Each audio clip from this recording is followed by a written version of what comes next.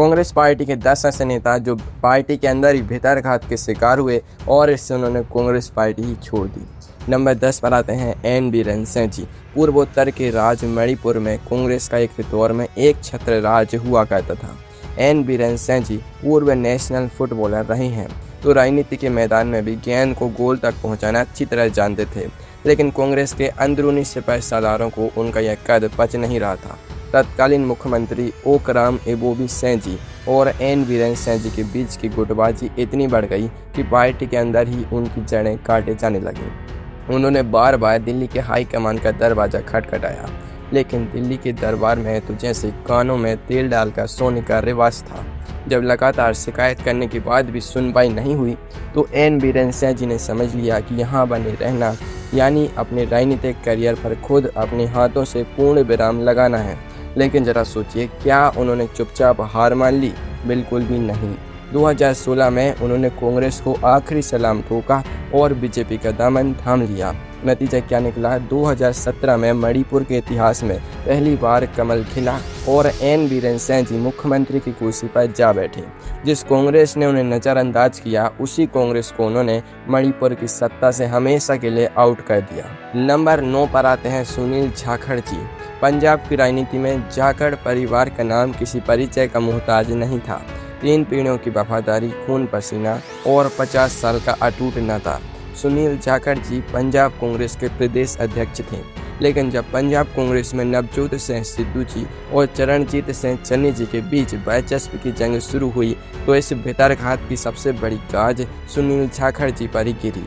Captain साहब के हटने के बाद 42 विधायकों का समर्थन सुनील जाखड़ जी के पास था, लेकिन हाईकमान ने उन्हें सिर्फ इसलिए किनारे कर दिया क्योंकि वे एक खास समीकरण में फिट नहीं बैठ रहे थे। आस्तीन के सांपों ने ऐसा खेल रचा कि 50 साल की वफादारी को एक झटके में कचरे के डिब्बे में फेंक दिया गया।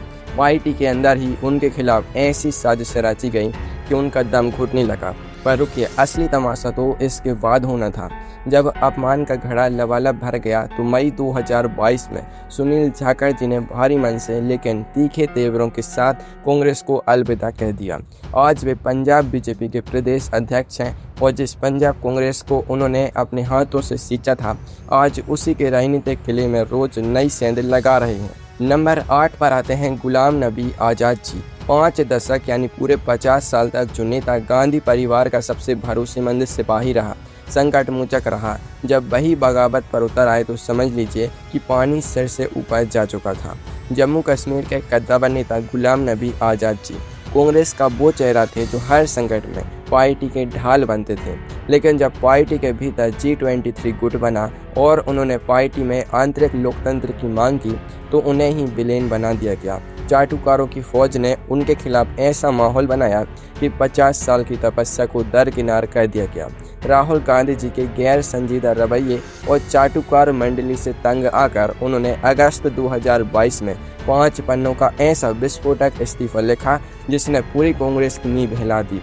उन्होंने साफ साफ लिखा कि अब पार्टी को अनुभवी नेता नहीं बल्कि चाटुकार चला रहे हैं। इसके बाद उन्होंने अपनी नई पार्टी डेमोक्रेटिक प्रोग्रेसिव आज़ाद पार्टी बनाई। गुलाम नबी आज़ाद जी का जाना इस बात का जिंदा सबूत था कि जो पार्टी अपने सबसे पुराने वफादारों को नहीं हो सकी, वहाँ नए लोगों का क्या हाल होता होगा। नंबर 7 पर आते हैं पेमा खांडू जी। अरुणाचल प्रदेश का यह किस्सा तो भारतीय राजनीति के इतिहास में सुनहरे अक्षरों में दर्ज होने लायक है। यहाँ भीतरघात का शिकार होना किसे कहते हैं यह पेमा खांडू जी से बेहतर कोई नहीं जानता, लेकिन उन्होंने जो किया उसने पूरी दुनिया को हैरान कर दिया। 2016 में पूर्व सीएम नवाम तुकी जी और पेमा खांडू जी के गुट में भयंकर खींचतान चल रही थी। हाईकमान ने मामला संभालने के लिए जुलाई 2016 में पेमा खांडू जी को मुख्यमंत्री तो बना दिया, लेकिन पर्दे के पीछे से उनकी टांग खिंचाई जारी रही। उन्हें पल पल पर एहसास कराया जा रहा था कि वे सिर्फ नाम के सीएम हैं और किसी भी दिन उनका पत्ता साफ किया जा सकता है। अब आपके मन में सवाल उठ रहा होगा कि क्या पेमा खांडू जी ने चुपचाप अपनी बलि चढ़ने थी? जी नहीं, उन्होंने बगावत का इंतजार नहीं किया, बल्कि ऐसा स्ट्राइक किया कि दिल्ली में बैठे दिग्गजों के होश उड़ गए। सितंबर 2016 में वे कांग्रेस के 44 में से 42 विधायकों को साथ लेकर रातों रात पीपीए में शामिल हो गए और बाद में पूरी सरकार ही बीजेपी में मिला दी। यानी कांग्रेस की बनी बनाई सरकार ही गायब हो गई। इसे कहते हैं ईंट का जवाब पत्थर से देना। नंबर 6 पर आते हैं कैप्टन अमरिंदर सिंह जी, पटियाला के महाराजा और पंजाब में कांग्रेस के सबसे बड़े सेनापति। 2017 में जब पूरा देश मोदी लहर में तैर रहा था, तब अकेले कैप्टन अमरिंदर सिंह जी ने पंजाब में कांग्रेस का झंडा गाड़ा था। लेकिन दिल्ली के हाईकमान को अपने ही कद्दावर नेताओं का मजबूत होना कभी रास नहीं आता। नवजोत सिंह सिद्धू जी को पंजाब में लाकर कैप्टन के खिलाफ ऐसा भितरघात का खेल शुरू किया गया कि कैप्टन साहब अपनों के बीच ही घिर गए। रोज रोज की खींचतान, बयानों के तीर और हाईकमान द्वारा बार बार नीचा दिखाना एक ऐसा दौर आया जब 2 बार के मुख्यमंत्री को यह कहना पड़ा कि आई फील ह्यूमिलिएटेड, यानी मुझे अपमानित महसूस कराया जा रहा है। सितंबर 2021 में उन्होंने मुख्यमंत्री पद से इस्तीफा दे दिया और पार्टी छोड़ दी। पर कहानी यहीं खत्म नहीं हुई। कैप्टन के हटते ही पंजाब कांग्रेस ताश के पत्तों की तरह ढह गई। आम आदमी पार्टी ने पंजाब में ऐसी झाड़ू चलाई कि कांग्रेस का सुपड़ा ही साफ हो गया। अपने ही पैर पर कुल्हाड़ी मारना क्या होता है, पंजाब कांग्रेस से बेहतर कोई नहीं सिखा सकता। नंबर 5 पर आते हैं ज्योतिरादित्य सिंधिया जी। मध्य प्रदेश में 2018 के विधानसभा चुनाव याद कीजिए। वक्त है बदलाव का, ये नारा लगा रहे थे और चेहरा थे ज्योतिरादित्य सिंधिया जी। सिंधिया जी ने दिन रात एक करके सड़कें नापी, पसीना बहाया और 15 साल बाद कांग्रेस को सत्ता में वापस लाए। लेकिन जब मलाई खाने की बारी आई तो मलाई के लिए कमलनाथ जी और दिग्विजय सिंह जी। ज्योतिरादित्य सिंधिया जी को ना तो सीएम की कुर्सी मिली और ना ही प्रदेश अध्यक्ष का पद मिला। हद तो तब हो गई जब उनके समर्थकों और मंत्रियों के काम तक रोकने शुरू कर दिए गए। वे सड़कों पर उतरने की बात कहते रहे और कमलनाथ जी कहते रहे कि उतारे जाएं सड़कों पर। यह अहंकार ही कांग्रेस को ले डूबा। मार्च 2020 में महाराज ने वो पासा फेंका कि पूरी बाजी ही पलट गई। सिंधिया जी अपने 22 समर्थक विधायकों के साथ बेंगलुरु उड़ गए और बीजेपी का दामन थाम लिया। कमलनाथ सरकार धड़ाम से गिर गई और शिवराज सिंह चौहान जी की वापसी हो गई। आज सिंधिया जी केंद्र में कद्दावर मंत्री हैं और मध्य प्रदेश में कांग्रेस आज तक उस झटके से उबर नहीं पाई है। नंबर 4 पर आते हैं हेमंत बिस्वा शर्मा जी। पूर्वोत्तर में कांग्रेस का काल बने हेमंत बिस्वा शर्मा जी की कहानी किसी राजनीतिक थ्रिलर से कम नहीं है।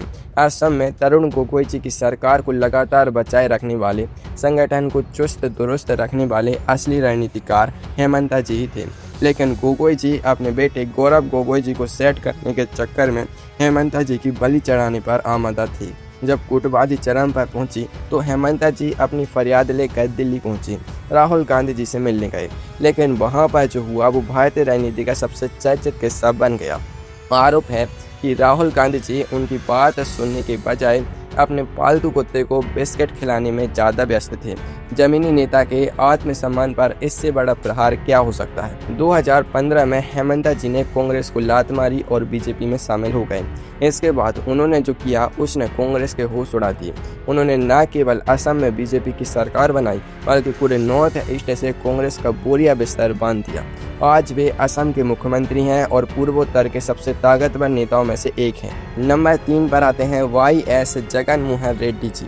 आंध्र प्रदेश में कांग्रेस के मसीहा माने जाने वाले YS राजशेखर रेड्डी यानी YSR जी की 2009 में एक विमान हादसे में अचानक मौत हो गई।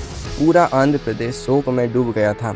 उनके बेटे जगन मोहन रेड्डी जी अपने पिता के चाहने वालों से मिलने और शोक संतप्त परिवारों को सांत्वना देने के लिए ओदारपुर यात्रा निकालना चाहते थे, लेकिन कांग्रेस हाईकमान ने उन्हें यात्रा निकालने से साफ मना कर दिया। जब जगन जी नहीं माने तो उन पर CBI और मुकदमों का ऐसा जाल फेंका गया कि उन्हें जेल तक जाना पड़ा। अपनों ने ही पीठ में ऐसा छुरा घोंपा कि जगन जी की पूरी संपत्ति और करियर को तबाह करने की कोशिश की गई। लेकिन क्या जगन रुके? बिल्कुल नहीं। जेल से बाहर आकर उन्होंने YSRCP नाम से अपनी अलग पार्टी बनाई। उन्होंने पदयात्राएं की, जनता के बीच गए और 2019 के चुनाव में ऐसा तूफान लाया कि 175 में से 151 सीटें जीतकर मुख्यमंत्री बने। वहीं दूसरी तरफ जिस कांग्रेस ने जगन को सताया था, उस कांग्रेस को आंध्र प्रदेश की जनता ने ऐसा सबक सिखाया कि आज वहां कांग्रेस का खाता तक नहीं खुलता है। नंबर 2 पर आती हैं ममता बनर्जी जी। 1990 के दशक के उत्तरार्ध का वो दौर याद कीजिए जब पश्चिम बंगाल में वाम मोर्चे यानी CPIM का लाल आतंक हुआ करता था। उस दौर में बंगाल कांग्रेस के अंदर एक शेरनी अकेली लड़ रही थी, नाम था ममता बनर्जी जी। लेकिन बंगाल कांग्रेस के बड़े बड़े AC कमरों में बैठने वाले नेता पर्दे के पीछे से वामपंथियों के साथ फ्रेंडली मैच खेल रहे थे। ममता जी चीख चीख कर कहती रहीं कि राज्य के नेता कम्युनिस्टों से मिले हुए हैं और कांग्रेस कार्यकर्ताओं की बलि चढ़ा रहे हैं। जब पार्टी के भीतर ही उनकी पीठ पीछे वार होने लगे और उनकी आवाज़ को दबाया जाने लगा तो 1997 में उन्होंने यह कह दिया कि बहुत हुआ सम्मान।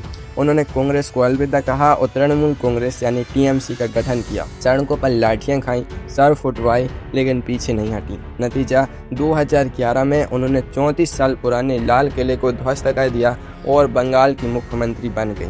आज स्थिति यह है कि बंगाल में कांग्रेस अपना अस्तित्व बचाने के लिए तरस रही है और ममता जी ने वहां 15 साल तक राज किया है। नंबर 1 पर आते हैं BP सिंह जी। नंबर 1 की कुर्सी पर बैठे हैं विश्वनाथ प्रताप सिंह यानी BP सिंह जी, जिन्होंने कांग्रेस के अंदरूनी भितरघात के जवाब में सीधे देश की सत्ता का तख्ता पलट कर दिया था।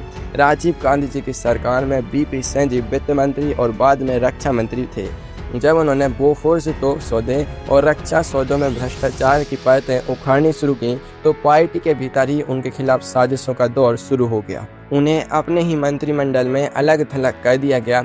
राजीव गांधी जी के करीबियों ने उनके खिलाफ ऐसा जाल बुना कि उन्हें मंत्री पद से इस्तीफा देना पड़ा और बाद में पार्टी से निकाल दिया गया। लेकिन कांग्रेस को अंदाजा भी नहीं था कि उन्होंने किस मिसाइल को एक्टिवेट कर दिया है। BP सिंह जी ने कांग्रेस के भितरघात का जवाब सड़कों पर उतर कर दिया। उन्होंने जनमोर्चा बनाया, फिर विपक्ष को एक मंच पर लाए और राजा नहीं फकीर है, देश की तकदीर है का नारा पूरे देश में गूंज उठा। 1989 के चुनाव में उन्होंने कांग्रेस को धूल चटा दी और देश के प्रधानमंत्री बने। यह भारतीय राजनीति का वो भितरघात था जिसने सीधे देश के सबसे शक्तिशाली राजनीतिक घराने को सत्ता से बेदखल कर दिया।